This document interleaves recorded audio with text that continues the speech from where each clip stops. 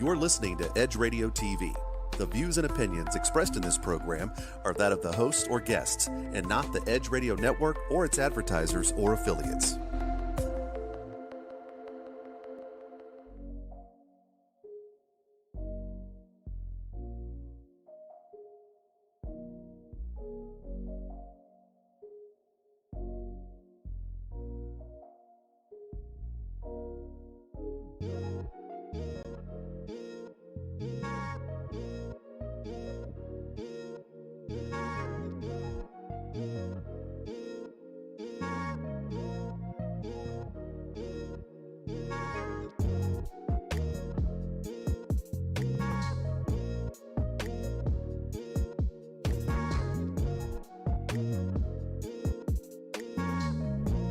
Hello, and welcome to Edge Radio TV Network Women's Empowerment segment. I'm your host, health and fitness expert Nicole Giddens, and founder of Halo PR. I have my co-host here, Elle Brooke White, Hello. Entrepreneur extraordinaire, and she's with Brooke White Real Estate Services. So you guys hit her up, anything real estate and notary, right? Yes, ma'am. She is your gal for sure. And where can they find you? Facebook, Brooke White, or my email address is brookwhitetxrealtor@gmail.com. Brooke is with an E.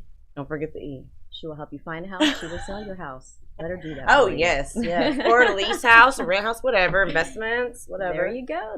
Yes. We have a very special guest today, Becca Carey. Becca, thank you so much for coming to the show. So nice to finally get to see you. Thanks for having me. We have two guests today, but our first half is a pain for purpose story. And Becca, I just really appreciate your vulnerability and coming on the show today. She's got a really compelling story that can help a lot of people out there, and it's very much in our climate these days. Yes. Human trafficking and basically human slavery is a really big problem, and it's really coming up to the forefront a lot, and with social media being able to expose it, and more social people are media talking. is part of the problem. And with social media it starts there most of the time. But I mean, we need it for the voice too. That's right. You know, I mean, it's getting saturated. Yeah, it is. There's a lot of people that need help. So tell us where, if you were going to say once upon a time and begin your story. Right. Well, normally I always like to start by telling a little bit about my childhood and how it's grown up, so people understand that this doesn't just happen to people that are coming from horrible situations and families. So I came from a very normal family. 2 older sisters, a younger brother. I went to a private school my whole life. I went to church 3 times a week, things like that. Had hardworking parents, dedicated. They loved us. But it was when I was 15 years old, I was sexually assaulted, and that went very public very quickly. Wow. And so it became a by kind you of, or no, unfortunately not, but by people that knew that had happened. Okay. But the blame game fell on me. So a lot of people were like, "You were where you weren't supposed to be doing." Yeah, absolutely. So I think I was traumatized a little bit more by that, more than the actual rape itself. But because of it, I spent the latter part of my teenage years acting out, severely acting out. So I went from being a good kid, normal kid, to one that was hanging out with the wrong crowd, doing drugs, vandalizing, breaking into people's homes, running away from home. But I also did things that, because I was traumatized and dealing with that rape, such as self-harm and drinking and things like that, which led to later in my teens being hospitalized in institutions about 6 different times. Oh, wow. Yeah. So over in a very short amount of time, you start believing what people are telling you about yourself. So these doctors were saying, look, you're not going to graduate high school. You're going to always have to have somebody take care of you. You need to be in a group home. And you start believing those things. So by the time I met my trafficker, I was a prime candidate to be trafficked. I was 21 and he was 47, and I was introduced to him by my friend. The difference with him is that he was nice to me. He sat me down and listened to my story and looked me in the eyes, and really genuinely I felt like he cared about me. And for the first time. For the first time in a long time. But he's the one victimizing you at the same time. Isn't it crazy how they can still make you feel somewhat? Yeah. Okay. Yeah. It's weird. Well, you look back and you're like, didn't realize how much validation I needed, and that's where I was getting it. And so within a 3-week period of time, he had me move in with him. Oh, wow. Very quick. And immediately when I moved in with him, I cut ties to all my friends and all my family, which was him basically telling me, well, these are the people that are convincing you you're crazy and that you... and you might have wanted to escape from that. I did. Right? I did. So it was very easy for him to manipulate you and get you to come in. Because you have someone telling you on this side that you're never going to succeed, and then you have this other one giving you everything that you want to hear. Exactly. Even though he's the real one that, Oh, that's so crazy. It's hard. That's a tough one. Yeah. You know? Yeah. And these institutions, I mean, how are they very rehabilitative if they're just convincing you that you can't make it by yourself? Right. They should be instilling self-confidence and telling you that you can climb out of this hole and there's hope for everyone. Sometimes I really feel like some doctors just want you to stay sick. I'm not all of them. I am on that page with you. They want you to stay sick because that's how they make their money. Well, exactly. Not all of them. I wouldn't say all of them either. Not all. Yeah, and keep in mind this was 20 years ago, so things have changed quite a bit. Yeah, I've met some amazing people that work in that industry. That are great at what they do. But back then, just dealing with myself, and now you have to be two-sided too. You have to want the help, and I don't think I was at that point. You weren't ready. Yeah. So the first couple of months with him was great. Like, he was validating me, he was taking me on trips, he was giving me gifts, but at the same time, everything in my mind looked great, but there was red flags. So he was introducing me to drugs, specifically crystal meth. Again, he was isolating me from my friends and family, but he was starting to introduce rules as well, like you weren't allowed to leave the home without him. He had to be with you at all times, or if you did go out with him, you were not to look at anybody and you were not to speak. And if you did any of those things, you would be punished. And the punishment before he started actually trafficking me was starvation, or he would beat me, or there's mind games. He started, I don't know how many times I've had a gun held to my head at this point. He is threatening my family. He's threatening my life. Keep in mind, this happened we were living in a home in rural, I can never say that word, in Indiana, in the middle of nowhere, so about 45 minutes outside of the city, in the middle of a cornfield. There was a trailer. That's where he had me. Wow. So he threatened me with taking me out to the woods and tying me to a tree and leaving me to the coyotes, which is the one thing you could hear at night out there. So it was a very real threat. So it probably would have followed through. Probably, yeah. Never know. So at that point, once he, I think, felt like he had complete control over me, he started taking me to illegal underground gambling facilities. And he had a gambling problem. He also was a drug dealer, and he had a drug problem. So he would go there, and he would have me stand next to him as he gambled. He would run up a debt, or he would want more money to play. So then he would start selling me to the men there at the facility. And then from there, it went to him dropping me off at hotels with John's, or to actually taking me to John's homes and staying there. So he did this for about 2.5 years, where you're just so convinced that this is what you deserve. Really? And no way out, because if he does, the real threat of harming your family or you is there. And I also had a car, so I could have left, but in my mind I was thinking I really couldn't. What if he catches you? So that's the one question people ask me all the time. Kill your family and threaten your entire home. Absolutely. Everything. That's crazy. I mean, I can understand that. I can understand the fear of not wanting to leave for safety. And that is like a double-sided question, because most people want to know why a person doesn't leave, and every survivor has a different reason. We do. You know? I mean, I'm a survivor of domestic abuse, and I've been asked the same thing. You get it. Why didn't you leave? Well, we have our own reasons, and I mean, it's hard to describe from each of us, but we all have our own reasons. You can't. It's not that easy sometimes. It isn't. It is not easy at all. And you were broken. You had this assault happen to you, and then you were shamed for it, for something that you didn't even ask for.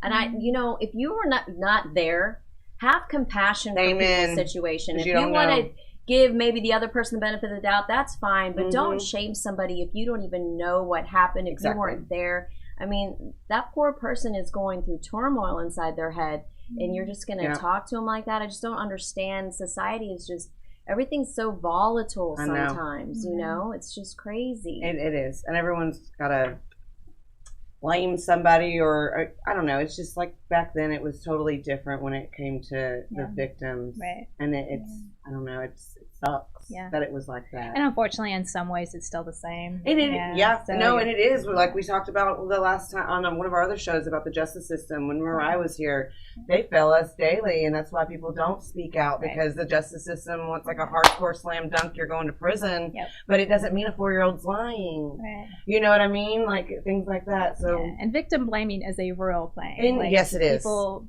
have no idea the impact that can have on a victim, when it really is. It should be focused on the person that committed the crime. Amen. And it never is. So no, it's like, well, hard. Sometimes they want to protect that person, especially if they have a certain criteria. Statute in the community. I had a coworker cross the line with me, and it was, say we have to take it to HR, but say as little as possible while you're there. Amen. We don't want his wife to find out. Yeah, that's see things like that. What? It's crazy out there. It really, really is. Okay, well, we need to take a break at the moment, but when we come back, we're going to continue this extraordinary story, because I have more questions too. Oh yeah, y'all stay tuned. Stay tuned.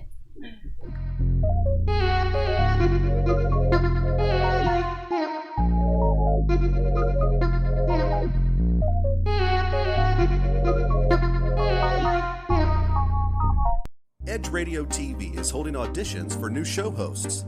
Are you a subject matter expert, professional, influencer, book author, thought leader, or business owner with an educational or motivational platform? Then we want to meet you.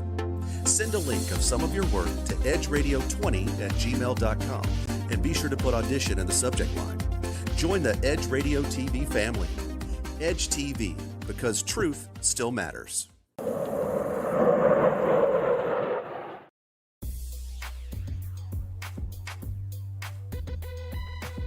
The Natural Nation Network is really about taking control of your health physically, spiritually, emotionally, even intellectually, because there's so much out there in misinformation. There's a lot of people now that are suffering from all sorts of diseases that they really wouldn't have to suffer for if they had better information.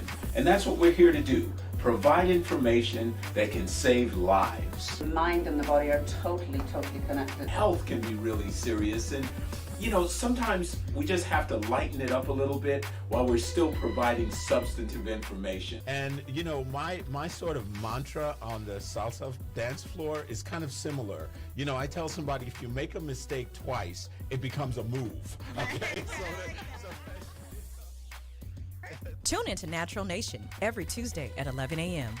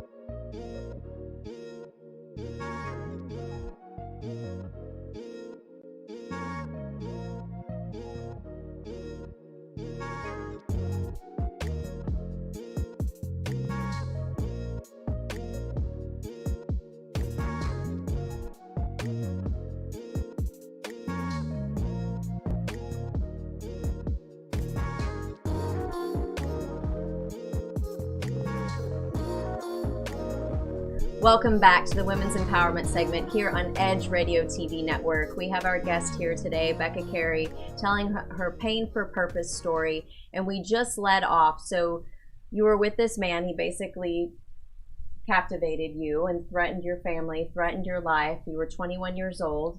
he glamorized a lifestyle there for you for a little while to manipulate you, and once he felt like he had control, started selling you. And that you said that happened for 2.5 years. Yeah, just a little bit over. Yeah. And then what?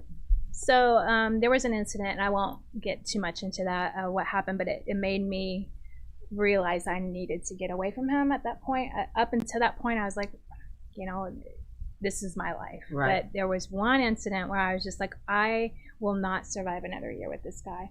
At the end of the 2.5 years, I weighed less than 100 pounds. I barely spoke. I was almost mute because I wasn't allowed to speak to people. If I did, it was crazy. But I did have a car, and again, I get asked why I didn't leave, but I did at that point. I tried to leave, and I went to a friend's house, or someone who I thought was a friend at the time. And the second time, okay, so both times that I went to her, he came and got me and brought me back. Wow. And it turned out the second time I found out she was relaying to him that I was with him and where I was in exchange for free drugs. Okay, yeah, that's what I was wondering. Yeah. Were there more people that he was trafficking with you you didn't know? No. But I do guarantee that there was people before me and people after. Yeah. I guarantee it. But the third time I wisened up and didn't go to her. I just took my car and I went to the city and I got a job, incidentally and ironically. It was a telemarketing job, which really helped me find my voice at that point. Because I had to talk. I had to, and I slept in my car sometimes. I took showers wearing, friends' homes. I met a woman named Vicky who had 2 young sons. She worked the night shift. I worked the day shift, so she let me start staying with her, which was great. Yeah. And she introduced me to another older gentleman named Bart, and I became fast friends with him. And I think he could tell that something was wrong. He didn't get into my history, didn't ask, and I didn't tell him, but I think he knew that in the present I needed help. So he took me to a safe place, which... Guys, it was his mom's house, but nobody would have known where I was. Yeah, but the biggest thing Bart did for me at that point in my life was he reconnected me with my family, because he's such a family man himself, and he just saw the importance of that. And so I did call my family, and we reconnected. And then another tragedy struck with the woman, Vicky, that I was staying with and introduced me to Bart.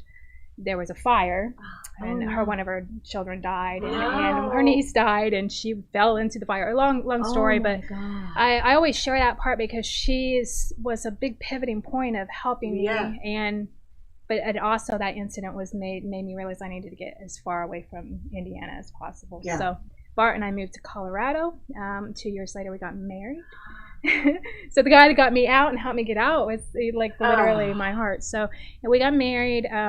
But this is when I normally share with people that they think once you're away from your abuser, that everything goes back to normal. Yeah. But after trauma like that, there is no... It's a lot of work. It's a lot of work. Normal. Yeah. But I also didn't know human trafficking existed because 20 years ago, the term wasn't even out there. Right. So I thought it was an isolated incident and it was just me. So I dealt with it in the worst ways possible. I went back to the self-harm and I started drinking. And for 14 years, that's what I did. On the side of really trying to get my life in a new direction. I mean, I got married, we moved to Texas, I got legit jobs, and I went back to school, which was a big deal for me. And it was during one of those classes that I actually heard the term human trafficking. And I had to get up and leave that class because I sat in the bathroom and it's bald. Because it was like, that's ding, ding, ding. Yeah, my life. I lived that. That's my life, yeah. It did that to me whenever I realized I was in domestic violence. I knew it was wrong. But it's like, you don't want to think that the person you love is like that. Right. But then it's like, after so many events, it's like, enough's enough. This is domestic violence. Yeah. Well, as a defense mechanism too, I think your body just tries to block it out. And it does. It just blocks it out, and you want to try to forget that it ever happened it's to abuse. you. And you're subconsciously suicidal, and that's why you're self-harming or you're doing things that are abusive to your body, over drinking, doing drugs. I think mine was the over drinking. I didn't do the self-harm. I can't do self.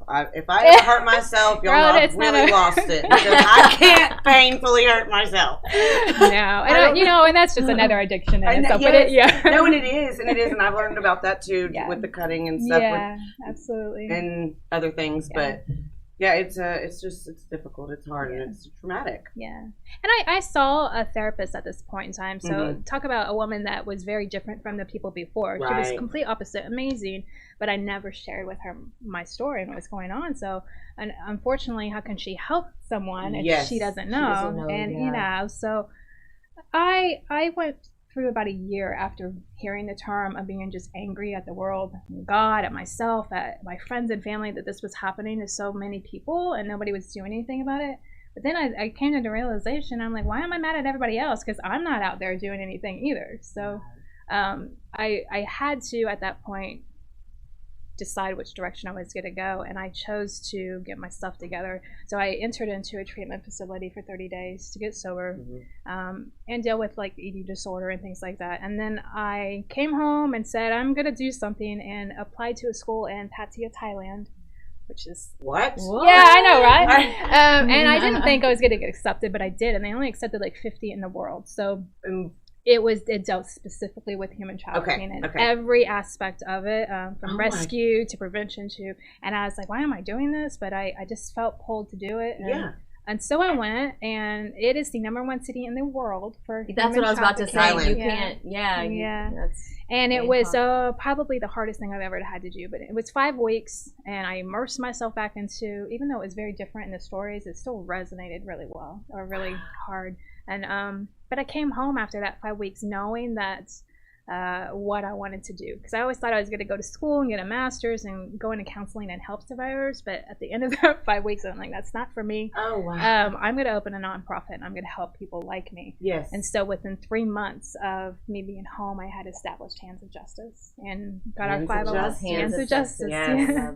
Yes. And so tell us everything that the charity does. You guys educate people on human trafficking, and then you also educate victims to get a better life. So go a little bit more in depth on that. Yeah, we are an economic empowerment nonprofit, so we strive to empower survivors through education, awareness, outreach, survivor scholarships, and survivor-led support groups. So our main survivor programs is we want to help them get education. Getting my degree was a huge deal for me, but it was hard struggle.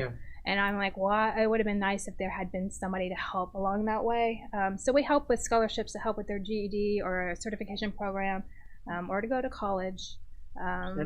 Education, period. But we're also walking alongside them and supporting them along the way with our support groups. And they are led by survivors, which is awesome. That is. And they're trauma informed. And we have, I think, over 6 in the Houston, surrounding areas of Houston at the point in time. And education is just huge on my heart. So not only for survivors, but also the community, and educating them about what human trafficking really is. Well, because a lot of people, they don't realize how prevalent it is. They just don't realize that the massage place right here is one of those underground ones, just because it has massage out there. And they're coming in through the back door. I mean, it is. It's. I mean, we learned a lot through the street grace that and they're everywhere. Yeah, I can tell you in the state of Texas, there's 313,000 people, and 79,000 of them are children being trafficked right now. 79,000 children. Oh my God, that makes me so. It just cringes me. I mean, it just makes, because it becomes a cycle. Because those children grow up. And it's and you always have a which way are we gonna be an adult, and it's like it can go either way, and it's just so hard and they're sad. getting groomed on social media everywhere. That's the #1 way now. You have a childhood. I couldn't imagine. I would find it very difficult to be a parent in this day and age with the internet. We talk about this all the time. It is the hardest job we have. The best thing a parent can do for your children is teach them to have compassion for other children. Because it's the bullying and it's the belittling and it's the isolating that child and everybody, because that child may be different or something like that, that can put them down a road exactly like that, because they feel like nobody loves them and they're not important. And educating these victims is so very important for them, just to have a value system, within themselves and have a quality of life again. I know. I think it's important for parents also to make sure their children know that they can come to them about anything and everything. Because a lot of parents are just like, not all, but a lot. They're dismissive of it, and But if they feel like they really can talk to you about it, they're going to share that stuff hopefully before it even ever happens. Start the dialogue now. So how can our audience find Hands of Justice, and how can they get involved if they want to? Yeah, just go on to handsofjustice.org is our website, and it lists everything that's on there, and you can sign up for our newsletter to see what kind of events. We have our gala coming up in August. And is it a virtual or we get to go? You get to go. Let's go. Yay. We're going. Yeah, Yay. I'm so excited about it. And then we, all month long right now, in April, we are doing a virtual 5K,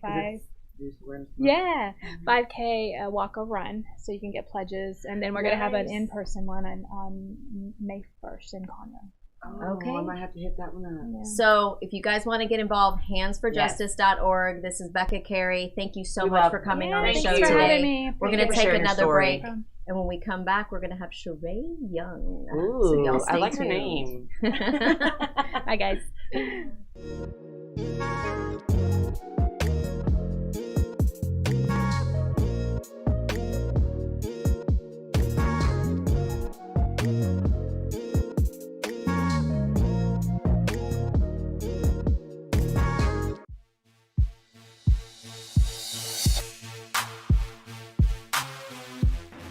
EDGE is about community, synergy, and empowerment. The responsibility be on this? Should we have had a national plan, or should that the government needs to get out of the way and let people figure it out? What do you do for your face? So I do have a skincare line called Infinity Skincare. And welcome back to How You Living on Edge Radio Live. So to Jennifer, I'm just saying live and I'm out. Peace. Can't say we not working, okay? You cannot say we not working. Say that we are. No, they're just ready to get back out there and start sexing up other people. Yeah. That we weren't interested in any silver medals. If they wanted to give us the gold medal that we earned. 各位亲爱的观众，我是富卡，今天又到了我们 It's a hotel kind of vibe. Well, I mean, we're sure he's like, turning I down don't to hear say, here's you the dinner, complaining man. about the cheap sensation cocktail. This is our first mixed cocktail. We have.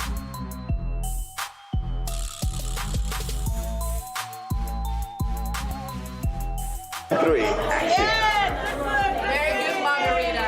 Good margarita.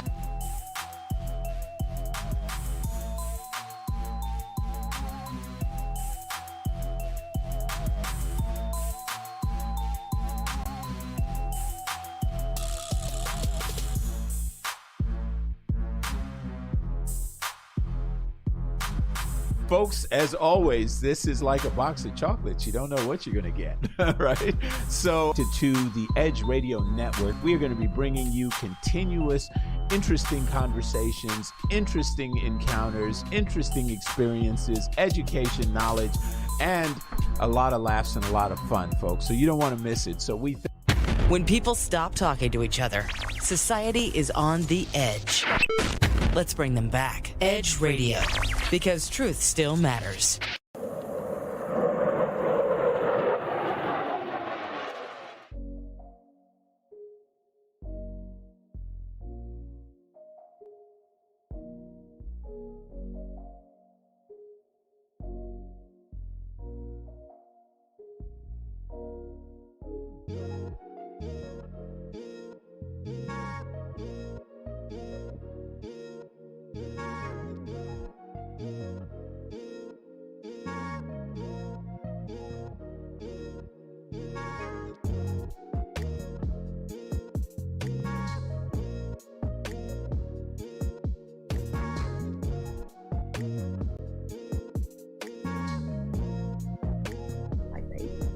Hello, hello, and welcome back. We have our guest here, Sheree Young from the Christian Diva Show. She is an influencer, an entertainer, all of that. And she's carrying on her mother's legacy, so we've got a lot to dive into. So excited. Yeah, thank you for coming on. Thank you so much for having me. So if you were going to begin to let the audience know something to motivate them for ambition as a woman in business or anybody that thrives to be in entertainment, where would you start?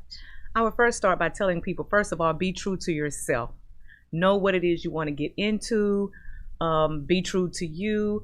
allow yourself to expound on different things so you'll know what it is that you are supposed to be doing. Because here's the thing, a lot of time we're bouncing from here and there, and sometimes it takes that in order for us to figure out where it is, where we need to be, where we need to go. I'm not gonna even start to tell you, well, we may get into it, how many times I've bounced around until I actually found what I'm supposed to be doing. Yeah. So I would say if you have a person telling you or a mentor telling you, see, my thing, I didn't want to listen at first. I thought I knew, oh no, I know what I'm supposed to be doing, rah, rah, rah, but I didn't. So had I listened, I would be much further in my career than I am today. I think that's the true sign of maturity when you know you're getting old is when you realize you don't know crap. I don't know nothing. Hey, wait, I ain't getting old. No, but Me I mean, neither. But you know, I'm 52. But you know I'll be 52 in July. In July, I'll be 52. As your late 20s, as you're going into your late 20s, and you realize you don't know it all anymore, and you still have so much left to learn. You know what I mean? Mm-hmm. And especially if you're an outgoing person and very extroverted and you just want to take control of the situation and be aggressive and you don't want people telling you what to do. That's me. You got it under control. That is me. Right?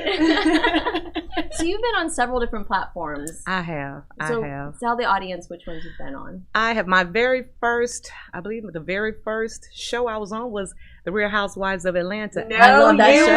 I was an extra. Wait a minute. Listen. I was an extra, but I was singing. Everybody was hitting me up. Girl, I see you. She was there though. Okay. And it started from there. Actually, I'm gonna tell you the story how it started. It started with Cynthia Bailey. I love her. She came to Houston, and I'm an author. I'm not going to call myself an author, but I have a book that's out because I got pregnant at the age of 15 years old. You're an author. At 15 years you got a book old. with your name on it? Absolutely. It's in my married name, and I'm no longer married. I am divorced. DIVORCE. Yeah, I actually had a divorce party, girl. That's what I'm talking about. I was burning shit. No. I burned my wedding dress. I was going to say, we can still have one for you. No, I'm good. So we can party though. So she was here in Houston through another women's empowerment program called TWEF, TWEF. And they invited me out because they knew I had a book. And they said, well, she's going to be platforming some books. She was married to Peter at the time. And I went out. My book got platformed, and we went to the side and started talking. She said, well, you know what? I groom girls, and I have a modeling agency in Atlanta, and I would love for you to come down and talk to the girls and this and that. And it's fun from there. I went there, and she was like, well, you know, we're going to be on set doing X, Y, and Z. And they told me I could bring people on for extra. Because at the time, Moscato was trying to get her to be the face for a wine that they were doing, a flavored wine. Wow. So they were platforming that night when I went to Atlanta. And it just spawned from there. The next year, she did her fashion show. She had me back in. She was like, I want you to come down. And it just spawned from there. If she ever invites you out there again, girl, bring your girls from Houston. So I started learning the industry for myself. I started learning the industry. I started meeting people just through going to different events that I was being invited to, and just started learning people. And people just started inviting me. And I'm like, hey, you know what? This TV thing, I think I can do this. I can do this. So I just started being featured. Different people just started hitting me up, asking me to be featured on certain things, and I did it. I love it. So now, of course, I've been featured on Iyanla Vanzant doing Quarantine, not actually on the show. We were supposed to be on the show. Quarantine hit, so they had us to do a quarantine thing last year. But then I was called back on 2 weeks ago to do another piece because, you know, she's doing her finale. She's not doing any more seasons. So I was one of the ones of many who were asked to come back and do a piece for her finale, and we did that on last week. That's so Still cool. Quarantine. Yeah. You know, we film at the house and they take it and do whatever they're gonna do with it. Kind of like what they do with the boys. So I'm being seen on little snippets and everything. So I can't do a whole lot of talking now. I'm filming for another show. And it's based right here in Houston, Texas. Nice. So I tell people, follow your dream. Don't ever and I kind of get choked up when I talk about this. Don't ever let people tell you what you can't do. Because if I would have listened to people, and if I would still listen to people, I turn a deaf ear to when people tell me what I can't do. Because if I know within my heart, within my mind, within my soul that I want to do something, again, I get emotional. I'm going to do it. I'm going to run. I'm going to do it because I know I can do it. That's right. That's one thing my mother taught me. Amen. Don't ever say no. Stay positive. Stay true to what it is you know you can do. And that's what I do. And I believe that's why God has blessed me to be where I am today. Oh, amen. So tell me about this book you wrote. It's called My First Time Was a Lifetime. Oh! Okay. My daughter is well over 30-something years old. I was 15 years old when I got pregnant with her. And if I tell you, she's still my lifetime. She's married with three girls. They live in Dallas, Texas. Well, Forney, Texas, which is a suburb of Dallas. She's doing very, very well. And the book just talks about getting pregnant. And fortunately, I had the help of my mother and the other grandparent. A lot of girls don't have that. A lot of girls don't have that. And then I was 15, he was 19. My mother wanted to file statutory rape. It talks about all of that. And I'm like, I'm going to still be with him. That's my man. That's my boyfriend. No. So she tried to get me in boarding school. She tried to get me put away because we were church. I mean, when I say we church. My mother worked in church, so she was very embarrassed. My mother was an educator. She was very embarrassed that her daughter got pregnant. She was like, I talk about the girls at school that get pregnant. Then you get pregnant? I'm like, it's just something that happens. She kept me so can't shake away the hormones. She kept me so sheltered. So my book talks to other young girls, let them to know my struggle at being a young parent. And you may not have the access that I had to have my daughter in daycare and still be able to play sports, because my mom didn't take any of that away from me. Oh, wow. She said, I still want you to enjoy your teenage. Yes. I still went to prom. I still played sports. I had my daughter in my 11th grade year. I still played sports 11th, 12th grade. I still did everything. Wow, that's great. Yes. That doesn't really happen very often. It doesn't, and my book talks about that. My book talks about that. I used to go out and speak on different platforms, different conferences about that, and I kind of came away from it when I started this TV thing. Mm-hmm. So, but I do motivational speak. Yeah, I do motivational speak. So most of my speaking now is to empower other women, to let them know you can be whatever you want to be. Listen, let me tell you, I used to be, at one point in my life, I was homeless, sleeping in my car with a newborn baby. My son is 23 right now. And for 2 weeks, I had to sleep in. A lot of people don't know this story. Some people do. I was living in Dallas, Texas. And I could have came back home to Houston to my mother, but I didn't. And I thank God right now that I didn't do it, because I wouldn't be where I am today. It taught you. I sat on the edge. I sat on my mental edge, and I said, okay, I'm going to jump. Either I'm going to sink or swim, or I'm going to fly. Right. And I believe I can fly. That's right. I believe I can touch the sky. I spread my wings and I flew everywhere. I went back. I got myself back in school. Got on assistance, whatever I had to do to get my son in daycare. I didn't abuse the system. I did what I had to do. I took those years to go back to school and do what I needed to do. Got back in the education system. And again, if I would have come home, I don't think I would be where I am today. Sometimes you have to hit rock bottom in order to come back up again. And that's what I did. No, I truly feel that. I know that. Sometimes, it's not through like peaceful meditation that you have the epiphany. It's not. It's through the times of struggle. It's through the times. Because see, when you get to the bottom, that's when you can hear God. When you get to the bottom, that's when you can say, okay, I need to figure this thing out. Nobody is here but me. I have to figure it out. You can figure it out if you don't have people talking in your ear. So true. You can figure it out if you don't have people telling you what to do. Because see, my experience is not your experience. My experience is not your experience. You guys' experience is not my experience. So what works for you may not work for me. What works for you is not. You may have said, I'm not gonna sleep in my car. I'm gonna call mom and dad. I can go home. Oh no, I probably would have done that. I would have my mom would have said, come on back home, but I would have had to come home with rules and regulations, and I was 28 years old. And you're like, I'm not doing that. So the 19-year-old kid didn't work out for you then? 19-year-old. The 19-year-old with your daughter. No. Well, we dated for some years. Honey, that was my boo back in the day. What you talking about? That was my boo back in the day. You know how it is, high school sweethearts. I get it. Yes, it was a young love, but it was still love. It was. Yeah. I have a beautiful daughter out of the relationship, and that's all that matters. That's great. That is great. I know. I love that she wrote a book about it. I love that. Amazing. No, I love it that you still got to do what you should have been able to do anyway. Right. You didn't stop. And your parents, I'm happy your family assisted you in that too. I'm sure that they were a big help as well. Yes. Because, when you went back to school, what kind of degree did you get? What did you go back to school Actually, it's in advertising and marketing. But then when I started working in Dallas ISD, they had a program that's called Grow Your Own Program, which you have to give 5 years to them. You cannot leave the district. And if you want to further your career in education, you can do that. So I got in that program, which is Grow Your Own, and I was grandfathered in back in 1998. Oh, wow. That's really cool. You have to dedicate, and now I think the program you have to dedicate 10 years to a district. Oh, but I'm grandfathered in. So this is like my 25th year, I think. So Which, 10 years oh, is you're a long okay. time. Yeah. Wow. 10 years is a long time to have to dedicate yourself to a district. No, it is. It is. And my mom's grandfathered in too, I believe, because she's been in 23 years in a district. Oh yeah, honey, she's grandfathered in. She's totally in. She's gonna get all of her benefits and Medicare when she leave, like me. She said, "I'm And staying that's for life." where it's I'm staying till at. they You go. need security and stability. Yes. You really, really Yeah. do. Yeah. People, don't realize that when they're younger, but as you get older, do. it's very, very vital to have that. It was the insurance for her, she said. No, I know. Well, I mean, It's the she's a truth. good teacher too, so. So you're filming a show right now. Yes. What else is on the agenda? I know that you've interviewed on the red carpet. And I actually had. Oh yeah. We're actually. I normally during this time I would have just been coming back from the Stella Award in Las Vegas. I do that every year on the red carpet. Last year we had to do it quarantine, and it was so miserable. different because we yeah. had to interview the people. They come in the room and tell us, okay, you can come on out the room now. I'm thinking, I'm not coming out the room, dude. I'm just right here on Zoom waiting on you to let me in. So it was different, but it was cool.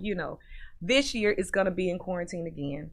Oh, so okay. I do that. And let's talk about that when we come back. We have to take a break real quick. He's flashing at me. So we'll talk about our quarantine, but not quarantine this year. Yes. We'll come back. Y'all stay tuned. We'll be right back.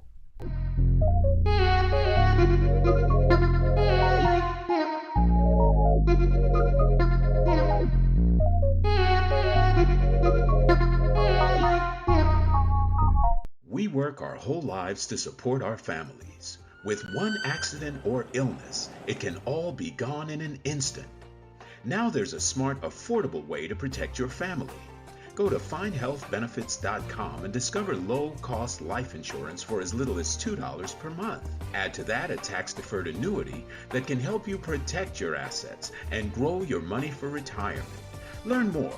Go to findhealthbenefits.com or call 877-235-6094. A critical illness can strike without warning and wipe out your life savings. In fact, it's the #1 reason for bankruptcy. Find Health Benefits offers an affordable solution. Get up to $50,000 if you get cancer, stroke, or a heart attack, giving you the peace of mind to focus on getting better while the plan helps you to pay your bills and medical expenses. Learn more. Go to findhealthbenefits.com or call 877-235-6094. 66% of seniors spend more time shopping for cable TV than Medicare plans. Most say because it's just too confusing. Laws change every year. The wrong plan could cost you thousands and prevent you from seeing the doctors you want. Introducing FindHealthBenefits.com. Save time, save money, see specialists without referrals. Go to FindHealthBenefits.com or call 877-235-6094 for this informative brochure. Society is on the edge. Let's bring them back. Edge Radio, because truth still matters.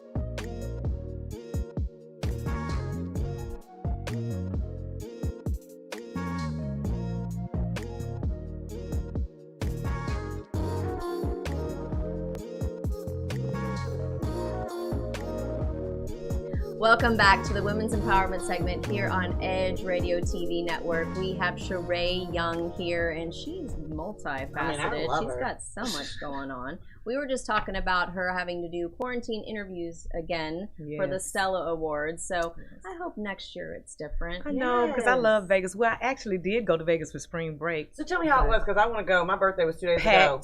Is it? Is it open?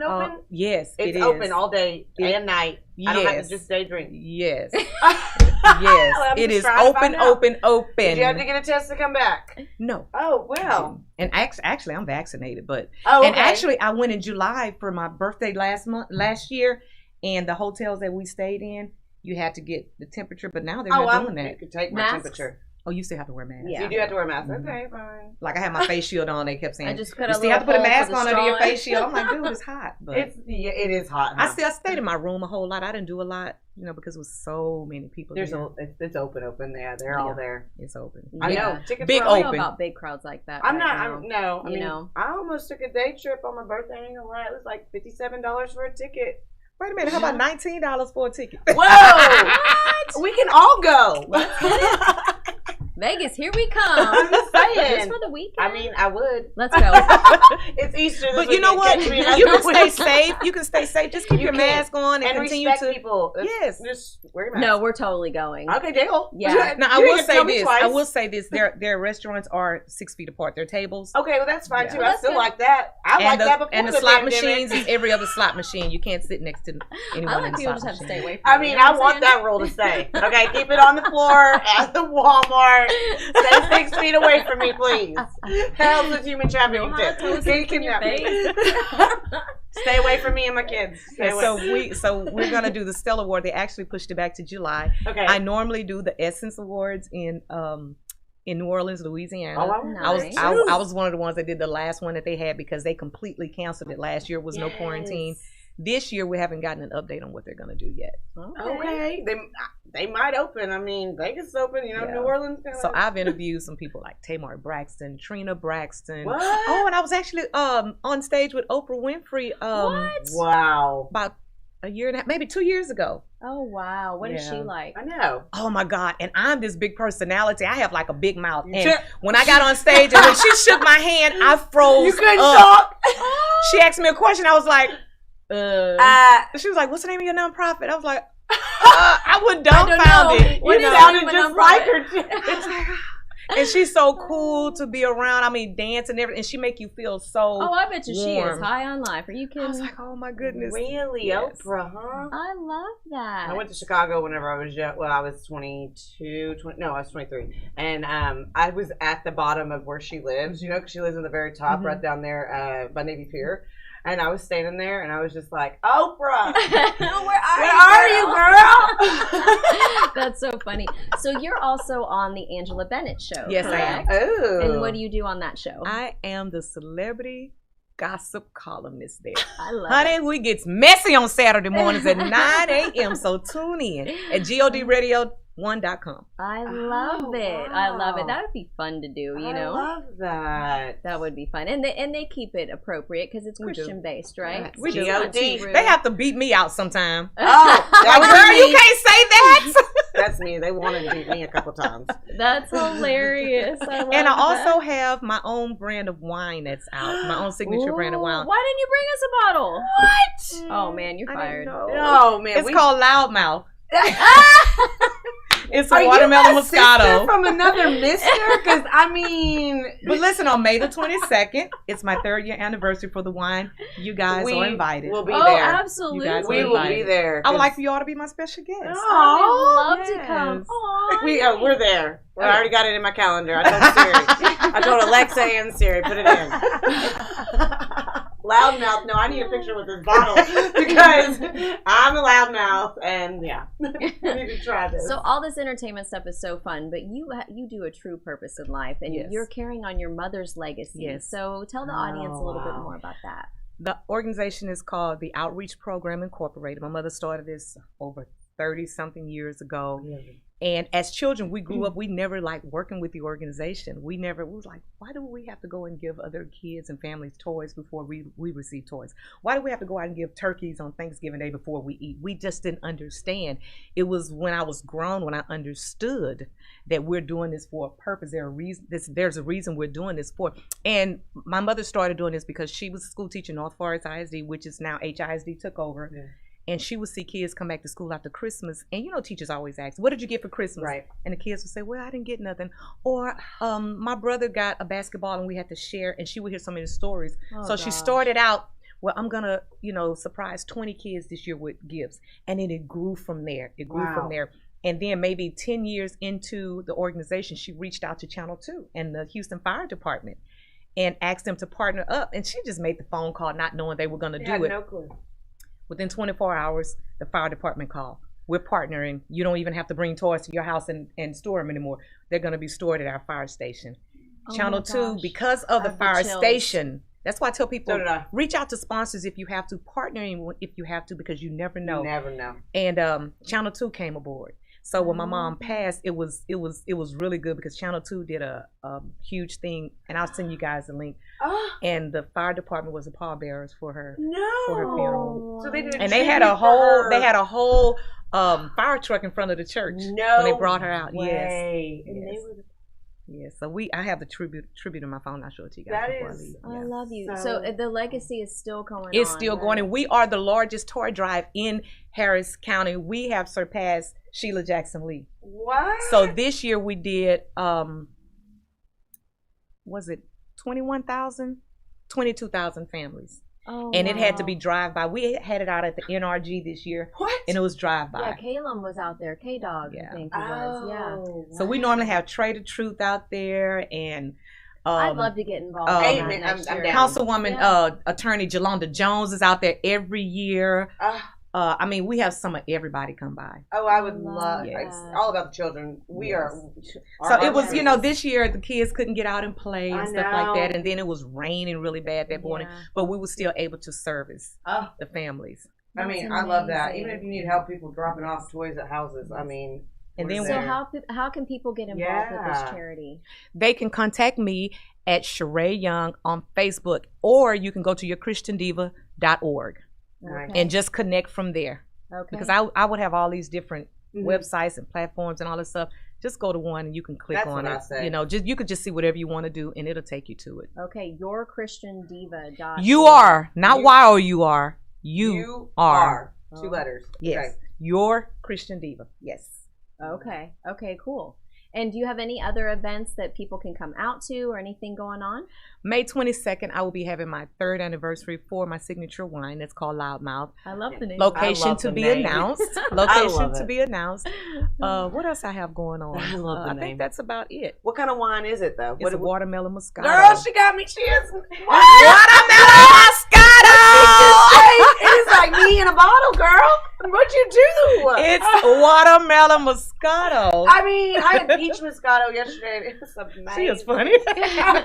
Girl, No, she likes the flavored stuff. I ordered a glass of Pinot Grigio at dinner the other night. She was like, that is so gross. She had like an electric lemonade. She was making fun of me. I will down your nasty drink. Ew. It's bitter. I just can't. I don't like none of them. Now, if I drink more and that's all that's left, I mean, I guess I'll drink. That's going to be a fun time. No, that's an going to be great. For sure. Oh my goodness. I'm excited. All right, and we'll have to continue to look for your show, and then we can find you on the Angela Bennett show. Yes. Anything else that they can find you on? Or you can find me on YouTube at Your Christian Diva 69. You can find me on Twitter at Your Christian Diva 09, and you can follow me on Instagram at Your Christian Diva Show, and Facebook at Your Christian Diva Show or Sheree Young. Okay. Love it. All right. Well, you guys look for Sheree Young. Amazing. She's got a lot going on, and get involved with these charities. It's so important. If you want to give back, man, you're bored out there. Go do something about it. Yes. I mean, right? Don't say you're tired, unless you're doing some things. That's right. That's right. Thank you so much for having. Thank you for having me. Yes, thank you for coming on the show. For having me. And I want to give a shout out to JC Ross Monroe for my lovely hair extensions that she gave me. Yeah, this is, girl, I felt it. You guys want the hookup. It's amazing. Oh, wow. Go check out J. Hughes Styling, JC Ross Monroe. She does an amazing job, so I told her I would give her a shout out. It's great. I don't even know you, girl, but I need to know you. And that's on Mary Had a Little Lamb. Well, that's a wrap for Women's Empowerment and my lovely locks. We'll catch you guys next Friday. Bye, guys.